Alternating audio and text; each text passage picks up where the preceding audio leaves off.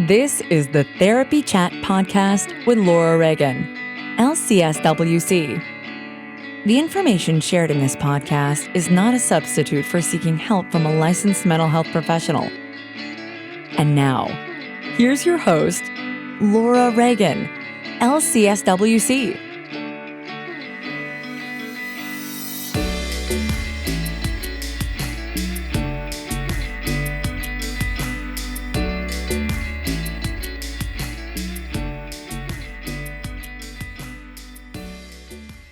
Hi, welcome back to Therapy Chat. I'm your host, Laura Reagan, and today I'm so honored to be here with my friend and colleague and TTN member, Debi Jenkins Frankle, LMFT. Debi, thank you so much for being my guest on Therapy Chat today. Thank you for having me. I love, really, I've said this before, I love the work that you have done in building this network and this podcast. There's 460 plus episodes. Yeah. Holy moly. I know. And you're going to be, this I'm is going to be, oh, thank you. This is going to be one, and then we're going to do a second one. So this is a topic that I've been dying to talk to you about since we were together in England, and we were walking to get dinner, and we were talking about this because you specialize in grief and teaching therapists how to work with grief, and you are really so knowledgeable and skilled in this area. So before we get into talking about what we're going to talk about today, will you just tell our audience a little bit more about who you are and what you do? Okay. I'm an LMFT. Actually, I was telling you before, is an LMFT that was actually trained by two LCSWs. And I initially worked in psych hospitals for 15 years when I had first gotten into grad school and into this business. But I became a griever. We're all grieving different types of losses. My mom died the last semester right before I was about to finish my thesis in grad school. And that changed everything. That changed my whole entire world. My mom was only 60 at the time. She'd been diagnosed with liver cancer and then died 2 weeks later. She didn't even have time to start treatment, and at that time I had gone back east to actually help her, hopefully with treatment, and then she died very quickly, and I stayed for a couple of months with my dad afterwards because frankly I was really frightened of how this impacted him. And my world turned upside down. And I think about that for grievers because after that happened and after I went back to grad school, I started seeing grief everywhere. It was everywhere. And my own therapist was, he was like, well, you just have to go through the 5 stages. And I was like, okay, we'll go through the 5 stages. It was in 1990. And, but they didn't fit for me. I was like, we do, denial. I didn't really, it's like, denial. I actually, as a therapist, I don't use the word denial. I tend to talk about the surrealness of the world, that everything looks completely different and the same all at the same time. And it's just weird. And so that didn't really work for me. And, there's anger, but a lot of people will talk about, grievers talk about, but I'm not mad at them. But if we ask actually questions like, what do you wish had been different? We can access that. And it's not always anger. A lot of times it's sadness. A lot of times my 3 principles that I work off of is that I'm always listening for regrets. What do we wish we had done differently? I'm listening for resentments. What do we wish the other person had done differently? Okay. Or people around us had done differently. And that could be medical staff, that could be anybody. And then also what was not expressed as far as being appreciative or grateful for. What was the good stuff too? Because we're left with that. So anyway, so the 5 stages didn't really work. And an acceptance, I tend not to use the word acceptance, because there's a connotation with it that it's okay, of whatever it is that happened was okay, and often it's not. Okay, so I tend to use more of an acknowledgement that it happened. Okay, an acknowledgement of all the feelings attached to the whole story. So I started taking courses in grief in grad school, outside of grad school. I was going to say they had courses on grief in your grad school. Boy, that was not in grad. While I was in grad school, I found them outside of grad school. Yeah. I also teach over at Pepperdine, and I teach a practicum class once a week. And I have a new class starting in January, and and so I will be saying in the first week to the class, you have signed up for a practicum class, but perhaps unbeknownst to some of you, because I have a reputation now, so some of you might know, is that you have also signed up for a grief class, because I can't teach this stuff without talking about loss, because that is underneath everything that people come to us for as therapists, is that there's always been loss and transition and changes, and we don't do well with that. Grief is so much about the helplessness, and really, as human beings, we do not do helpless well. I don't do helpless well. Yeah. And so it's learning so many different components about grief. When I was in grad school, I think I was still in grad school, maybe I had finished grad school. I ended up at some point going and getting trained in grief recovery at the Grief Recovery Institute. Actually, I was with Russell and John for almost 20 years. I was a trainer, international trainer for them for 12 years. And then when I left in 2012, initially I was the only therapist that was on staff with them. And John and Russell were not therapists. And I left because it's like, you know what, there's other ways of looking at grief. These are really great tools that I learned from them, and I've adapted them for in working with people over the last 25, almost 30 years now. Oh, it's been 30 years. And but I've also learned so much from so many different people. I know that you have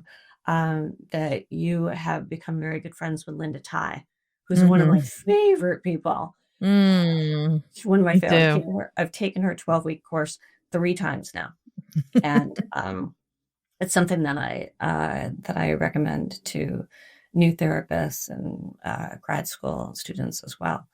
But there's so much. I did Megan Devine's course for 6 months. I thought that, her stuff is awesome as well. She's refuge in grief. Yes. Yeah. I've taken David Kessler's course. I'm not crazy about David Kessler because I'm not crazy about the 5 stages. Okay. And I keep taking courses because I think how can I teach this stuff if I'm not staying current with what's going on? So I'm a big, huge grief nerd. that whole entire bookcase, just that bookcase, is nothing but grief related material. That doesn't even count what's on my Kindle. Oh, yeah. That thing Or can at hold a home. lot. Right. Yeah. Yeah. So I'm totally a grief nerd. Have loved doing this work because we get to see people get their feet back on the ground again. We don't know what that's going to look like. Okay. But I always tell people when they come in, and I really mean it, is that I'm going to hold the hope for you, because you may not have a whole lot of hope right now. And why would you? Because your whole world just blew up for so many different reasons. And so, but I'm going to hold it for you. And I keep saying that because I've had many people over the years who have later on said, when you said that, I didn't realize I really needed to hear that. And it's not like, oh, come on, it's hopeful, just be hopeful. It's like, no. Look at the silver lining. Why would you be hopeful at all? But we get to see people get their feet back on the ground. And that is why I keep doing this stuff. I love doing grief work. I do. Mm-hmm. Yeah. Yeah. Well, it seems like the more I begin to understand about grief, both through my own grief, and talking to people like you and Linda and others about grief, I'm beginning to realize that it's something that everyone wants to avoid. And it's something that is just it's almost like part of being alive to experience grief and loss. And so when you mentioned loss, I just want to say, for those who are listening who might not be therapists or just haven't thought about it this way, can you talk a little bit about really what you're talking about with loss? You touched on it, but we think of grief, we think someone died, So there's so many different types of losses. And on my website, calabasascounseling.com, in the resources section, and this actually, I just found this out, is that this download it's been downloaded more than anything else on that site, which is types of losses. And so, there's divorce, there's loss of a romantic relationship, but I'm gonna say relationship loss. And so under relationship loss, there's loss of a partner, there's loss of a child, loss of a parent, loss of a sibling. How about a grandparent, a caregiver, a friend, a pet? With pet loss, and I think that there's so much more support for pet loss now, but for many, many years, when I get the call of, I know this sounds silly, but it's almost always about pet loss, because, this sounds silly, but the death of my pet has been more traumatic than the death of some of my family members. Maybe there's something wrong with me. It's like, no, it's a completely different type of relationship. But those are relationships. Those are examples of relationship losses. It says I have on that list loss of a partner, but there's also loss of an ex-partner. Okay. Mm-hmm. And those are trickier. Those are trickier griefs, because we think, oh, well, it was a difficult relationship. You should be grateful. Hear that so much, it's like, well, we weren't close, or things ended badly. So, it's almost a relief that they're gone, but why do I feel like this? Exactly. I know it's a sneaky one because of all of the loss of potential of how it could have been or how it should have been. Yeah. And then there's types of losses of, what about loss of home, which can be due to a disaster, or it could be, being placed in foster care or in a skilled nursing facility, or just moving. There's health loss, infertility. Mark and I went through infertility challenges for many years. There's dementia, autoimmune illnesses, aging. chronic pain and illness, a huge number of different types of losses, loss of independence, um, loss of trust within yourself or within your own body, mental illness, special needs. When we look at identity loss, there's, loss of professional identity. A lot of people had a really hard time with this during COVID. Working out of, their bedrooms, or having their jobs slashed. Relational loss, a relational identity of becoming a widow versus being a partner, a widower. Financial identity of changes, loss or change in finances. Physical identity. What about athletes who have a career injury that wipes them out of all of those hopes and dreams? Gender identity. Not just for the person who within their own body, but also for those around them too. Okay. And then let me see. I have on here safety loss, loss of trust, loss of freedom, loss of justice, loss of the right for respect, loss of independence. And then actually on this handout, I have loss of loved ones, health, financial changes, and return to in-person routines that was related to the pandemic. Yeah. Yeah, So I was those are just a thinking few of them. of when you mentioned professional identity, I was thinking about the way that people often react to retirement. They can't find their footing again. They're Right. just like, A loss of meaning. yeah. Loss of purpose. Yeah. So there's so many different types of losses. I have to say one of the ways that here at our center, we're all grief informed. We have amazing staff. Currently, we have 5 associates who just are really amazing human beings. And then my husband and I are both therapists. He specializes in trauma. I specialize in grief. We do a lot of traumatic grief, loss, and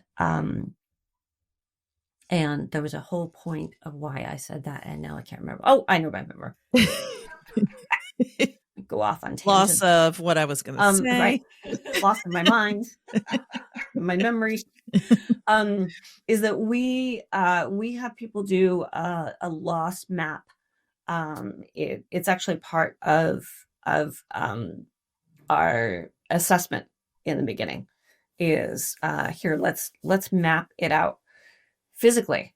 And so if I'm working with somebody online, then we'll do it maybe on the whiteboard. Okay. In person, I'll do it on a 18 by 12 pad of paper. We've also done it as a chutes and ladders game for kids. That's really cool. Of where in your life, as you're going up the ladders, is as you go through the path, what's been the ups, what's been the downs. Okay. And so when we do it as a timeline, what's really, really cool is having them look at all the different types of changes, and some of them are positive, or some changes are negative and positive. Okay. But to have it mapped out over and over again, we've had people look at and go, wow, holy moly, look at all the stuff that I've been through. Okay. I've had people say, oh, no wonder I started drinking when I was 13. Yeah, it's like, look at all this other stuff. And so even just having a visual picture of it, and some people want to add different colors or different stickers or pictures, but we're helping them not just tell the story, but what's the emotions that are attached to the story. But I really find doing it visually is very validating as well. Of yes, this was happening, and this other stuff was happening at the same time too. Maybe of Yes, were there people in your life that that you were able to go to during these really hard times? I'm always listening for how isolated was the person throughout their life of different types of losses. It's interesting you say that, because I think what I've noticed myself in I recently lost my dad. Your dad, yeah. Yeah. And last year it was my father-in-law, which also brought up a lot for me because I've been with my husband for 30 years almost. Yeah. And that he was another parental figure for you. Right. Even Yeah. though he wasn't a childhood attachment figure, he was someone who, he was my children's grandparent, and Yeah. we spent a lot of time with them. But, when you mentioned like isolation and you mentioned like the resentment, I think a lot of what has come up for me in these experiences is wanting everyone to come together. Yeah.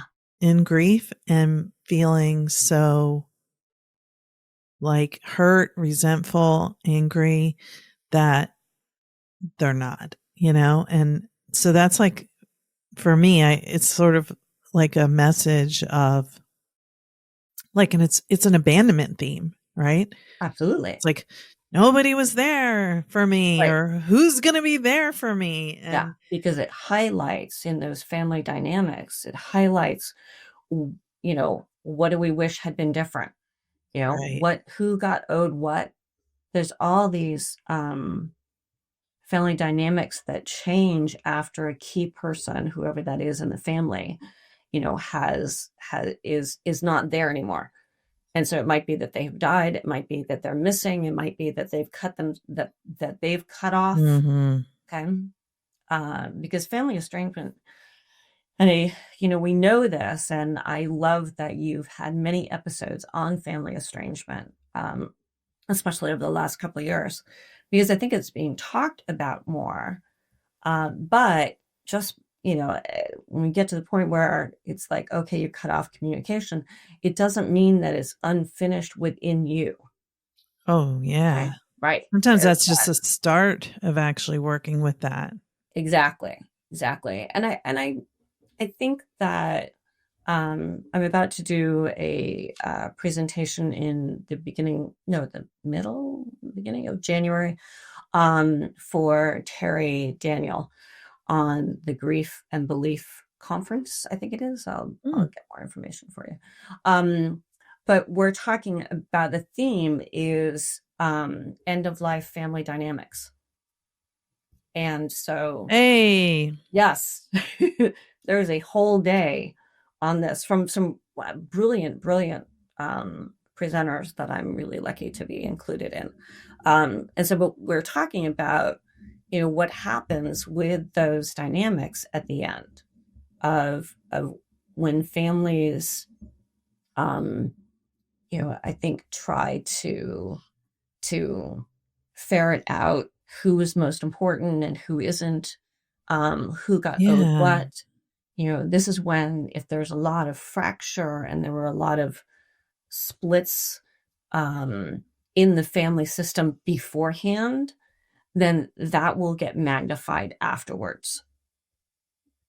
And it shows up, it looks like it shows up about the possessions and about the money. It's like, oh no, it's all about the money. It's like, actually, it's not really about the money. It's really about those assumptions that we've made over the years of who's most important, who isn't being heard, who isn't being valued. And I get owed this. And all of the dynamics completely change. I don't know if you remember string art from the 70s. I'm old. I remember, and I think it was something that I didn't quite understand, right, based on my age. So there's like a whole bunch of nails. There's a whole bunch of pegs or nails in this board, and then the art is, you start one nail and then you just make whatever design you want, and string it along all the different nails or pegs. And so I think what's really interesting is I'm going to get a piece of art. I'm going to make a string art one day. But what's really interesting is that all has to get restrung after a significant person is gone in the family system. Everybody has to deal with each other in different ways, or they decide not to deal with each other, and that accumulates. And so loss is cumulative. It is all of those resentments and regrets are also cumulative. That's where that scorecard comes in. You listen to it in sibling rivalry of no, but dad always favored you, and what about me, and I didn't get this, and that means it represents this. Okay. You have a lot of families who the person who is dying doesn't leave a will, or that, a lot of sudden death that wasn't planned ahead at all. And now what? But the relationship, a lot of it is grieving what could have been in that relationship. And like I said, that grief is much sneakier, because we have to take a look at, what do you wish the other person had done differently, but also taking a look at what do we wish we had done differently. Okay. What's our part of it? If you look at those three components, and Ira Byock wrote a great book of the 4 things that matter most.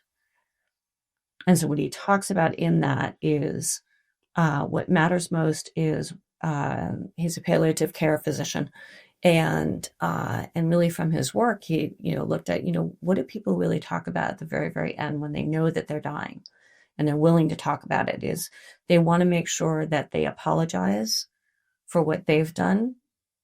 They want to make sure that they forgive or let go of the resentment to other people in their life. And they want to make sure that they say, I appreciate or thank you. And then they also want to be able to say, I love you and goodbye. And so if you look at those 4, and there's I'm trying to remember what the term is. There's a Hawaiian custom. And boy, I can't remember. Is it the Hana'anapano? Yes. I hope I pronounced that close to correctly. Yes. And that's about, I'm sorry, I forgive you, and thank you. Yeah. And so it's very simple. I didn't say it was easy at all, but it's how many times that if you look at all the unfinished conversations that we have in our relationships, and those unfinished conversations are that we didn't get to say, or we tried to express what was going on and the other person didn't want to hear it, so it wasn't acknowledged, or we attempted, or we didn't want to hurt their feelings, so we didn't tell them in order to be able to spare them, but we're left with it. Yeah. And so I'm starting to cry here. Yeah. Yeah. All of Well, those. I just wanted to say about that part that people have things they want to say, they don't say them, and then they're left with them. It's like, what do you do with that? Actually, there's a lot we can do about it. There really is. That's why I do this. Is we are left with it of those unheard conversations, those unsaid conversations, which turn into if onlys, and the if only, you have a lot of if onlys are our system manifests all those if onlys because we feel helpless. And if only we had done this, then it would have been better. It's like the if onlys are never, oh, it would have been worse.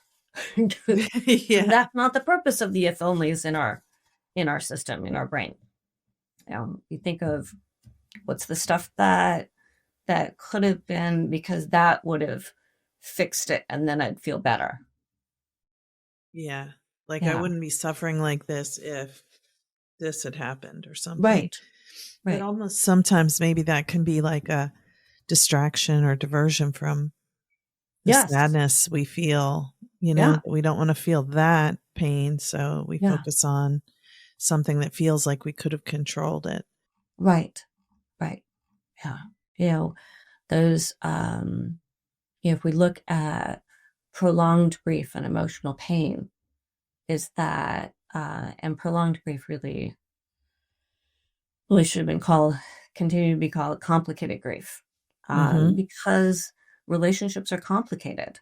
And when relationships don't go well, and when there is a lot of conflict, when there's a lot of trauma, and so that can be physical abuse, but so often, and you've done great episodes with emotional neglect, with, emotionally immature parents, which really comes down to what didn't get heard and what didn't get said, and the weight of that for us, and the weight of how we bring it into our other relationships as well. Yeah. And I just am also thinking about what you were sharing about, like, if only I had been able to say this or that. The way that, and I think for so many trauma survivors, this happens, people who have childhood trauma, there's something they wanted their parents to hear, or they wanted them to acknowledge or apologize for, or whatever. Yeah. And they don't want to talk to them about it in adulthood. And then, people, as we age, say we, meaning the trauma survivor, and then the parent is aging, there can begin to be this like sense of urgency to resolve this before the end of the parent's life. Right. And then this, like, now they're gone and it's never going to be able to be resolved. Right. Kind of the finality of, the permanence of, wow, this is never going to get fixed in real time. Real time. Do you have any thoughts about other ways that it might have, there still could be some potential? Yes. I do. I think, I'll use my own example of my dad. My relationship with my dad. I love my dad. I have a much better relationship with him now. He's been dead for 20 years. And and so, but he was very stoic. And so he held a lot of stuff in, and there was a rejecting part of him. If I didn't do a task correctly, or he would just not talk to me. And then, it would be sometimes days, we went a few months at some point much later in my life. And then he would call, and there'd be like, how are you doing? What? Just acting like nothing happened. Right. We're not going to talk about that. So there's a lot of stuff that didn't get said. And I have to say, I definitely noticed that it was really impacting my relationships with, no surprise here, authority male figures. Because my dad would, he wasn't a yeller, he wasn't a screamer. He was silent. And when he was disappointed in me, which would feel crushing, I would get the and that meant I know so much exactly what you mean by that. exactly. So I actually had the willingness finally. I was in enough discomfort in this, in kind of where I was in my life of, you know what, I really need to do this stupid dad work. And and he by that time he had cancer. Actually, my whole family has died from different types of cancers, and he was my last surviving member of my family. And so I did this work. Part of it was from the work that I learned over at Grief Recovery Institute. Part of it was from a lot of other different processes, and which really looked at. I needed to look at what was my part. What was my part that I was willing to accept responsibility for, and what was all this stuff that I wish that he had done differently as well. But I think that we have to acknowledge what happened, and we have to not only acknowledge the event, but also all the feelings attached to it. Okay. And then be able to release that. And so, so I had gone through, going through major, not every single part of the whole entire relationship, because there's definitely patterns. Okay. But, I want you to know, when you would cut me off and not talk to me for months, I felt ashamed, embarrassed, rejected, unimportant, and unloved. Okay. And so those are those first, here's the event, here's the emotions. And then add in and I choose not to give you that power over me today. Sometimes for some people, I'll say, maybe it's I choose not to obsess over this for the rest of today, especially if it has a whole lot of voltage. And so I did all that in writing it out. Okay. You can do it as empty chair, but I didn't do it with him directly, because I knew damn well that we weren't going to get very far if I had said that, because I would have gotten the, okay. And you're cut off, and, and so that was always a threat in growing up, was you're cut off. And so I did that. And I was also able to then get to a point to acknowledge of what I was grateful for and what I appreciated. And so I had done all of that work before I went out to go visit him.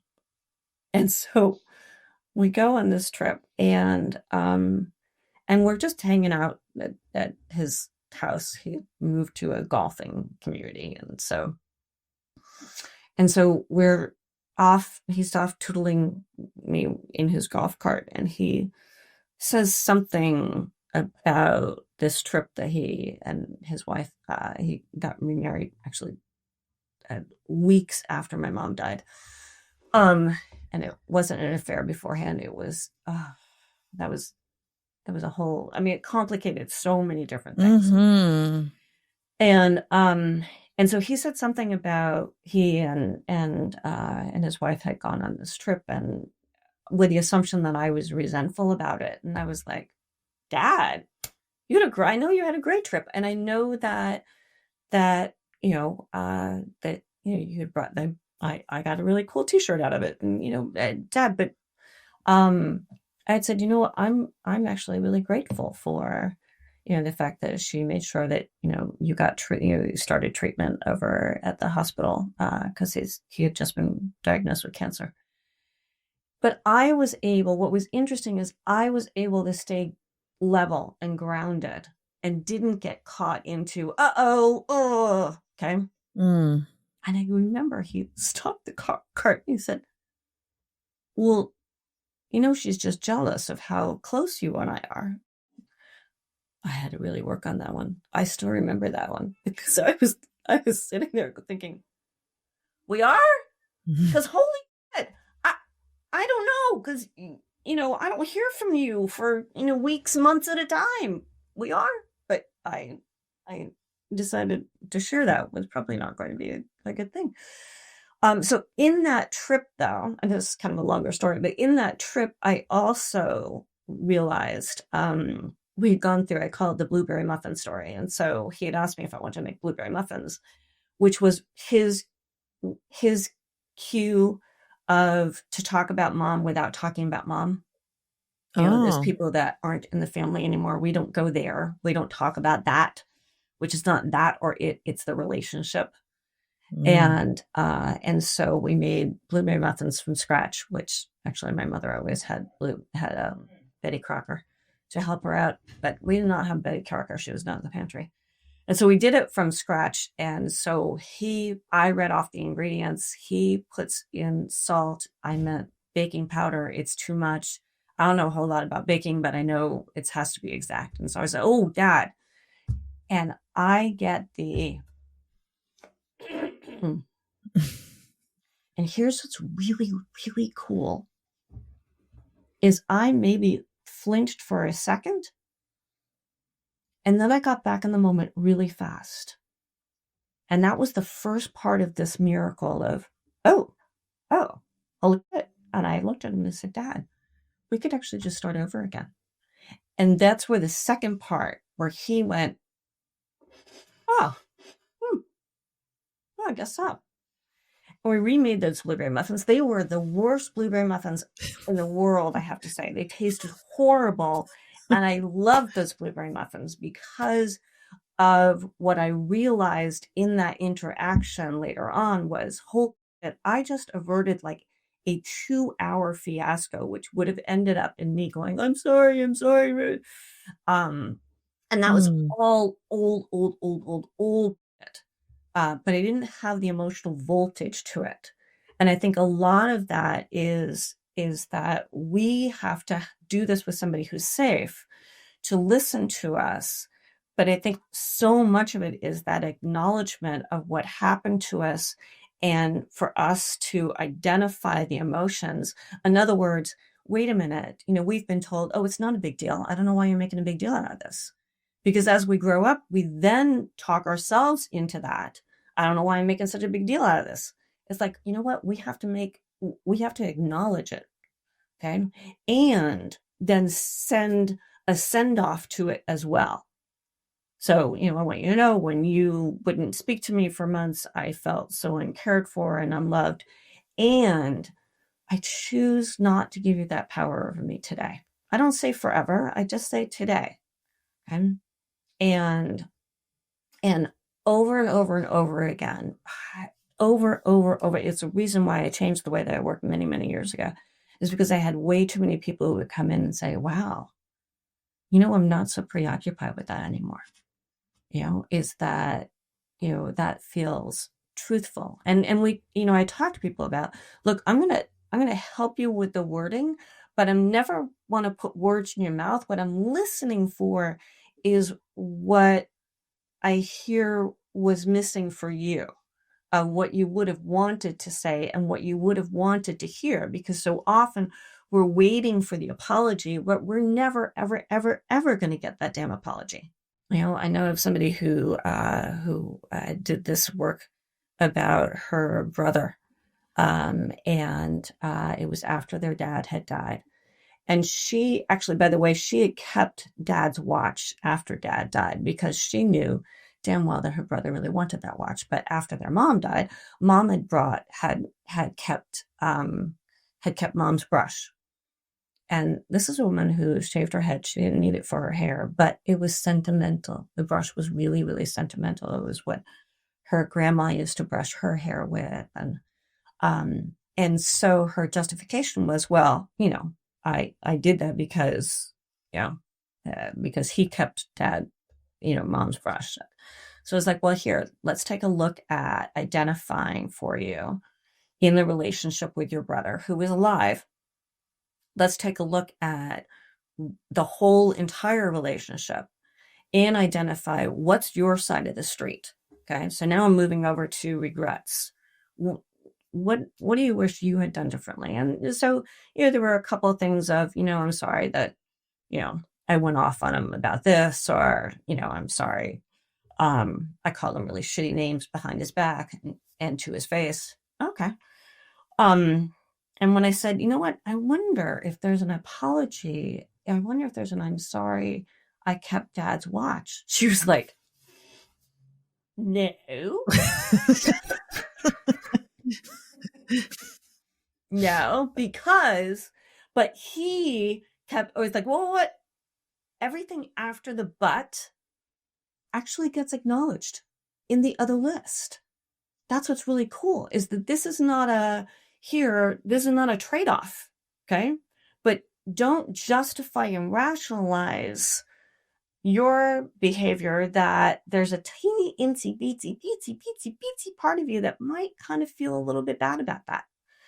And so I loved, she was like, okay, I'll write it out. But when I have people do writing in session, I do not give it to them for homework, because it's ridiculous. Nobody does it. And they're more likely to be activated or more likely to get into writing a venting letter. And a venting letter is very different than what I call an internal repair writing. So she looked at me with a little squinter eye, and she says, okay, I'll write it, but I don't mean it. I said, I don't give a shit if you don't mean it. You don't have to mean it. This is just about you owning it, and that you're going to own it here. You are not going to talk about this with your brother directly, because he's not available. He's not safe to do that. Okay. And so that's an important point right there. Right. And so, trying to, in her doing this work, here's what was really, really, really cool. She did this work. She had a whole lot of I want you to know statements. Okay. She did a lot of acknowledgement that she was willing to do about all of the really crappy that he had done over the years. And then she found a couple of good things that she really used to admire about him and she appreciated about him. And as I had another client who we had gone through this process, and he had a really awful relationship with his dad. And so he came back in one day and he said, I actually found 2 things that I really like about my dad that I was actually excited about coming here today, because he hated coming to see me. I was like, I don't take it personally. It's okay. But we start then going to, here, I can give them credit for this now. And we don't have to do it directly. But in doing all of that and putting it all together and reading it out loud in sessions, she then shifted within her, is that she wasn't holding it. Again, I like to think of that as, she was able to reduce the voltage in that so that she could tell the story, but there wasn't the emotional reactivity in it anymore. It wasn't disconnected, okay, but it wasn't overwhelming anymore. And she ended up inviting her brother to spread Dad's ashes out at sea, and so they went, and his wife and her partner came along, and she came back and said, wow, that was pretty interesting. She said, well, he took his socks off when we got in the boat. He started threw his sock at me, and then he threw another sock at me. And she said, I just laughed. She said, because he's so ridiculous, where there's no way that wouldn't have, and she said, there's no way that wouldn't have absolutely, completely set me off. I mean, just seeing his name on the phone would set her off for the rest of the day before this. And so at some point in that boat trip, she said her sister-in-law looked at her brother and said, I don't know what your sister's been doing, but you should find out and you should do that, because she's not the same person. because she wasn't taking the bait anymore. And that was awesome. And that I hear over and over and over and over again of people being able to get their feet back on the ground, of being able to stand their ground and have much more clarity, so that it actually enables them to have a different kind of conversation with them. This is what I noticed in with my dad, is that having a different conversation with him afterwards was a lot easier. And I ended up, by, I think because of the work that he had done, I had done, and I'm sure the work that my dad did that I didn't recognize either before. And maybe by the good graces of some other spirit, because he ended up apologizing to me a day or two before he died for being so rejecting. And it wasn't something that I needed anymore. I did not need it in order to feel better. It was this wonderful bonus that I got. And I would not have been able to respect it had I not done that work and he had offered that to me, because I would have said, really? Oh, well, let me tell you, da da da da. But I had already gotten a lot more grounded, and I had already kind of deactivated that resentment. And honestly, Laura, that is what I see over and over and over and over again. And it's just so cool. Thank you for listening to Therapy Chat with your host, Laura Reagan, LCSW-C. For more information, please visit therapychatpodcast.com.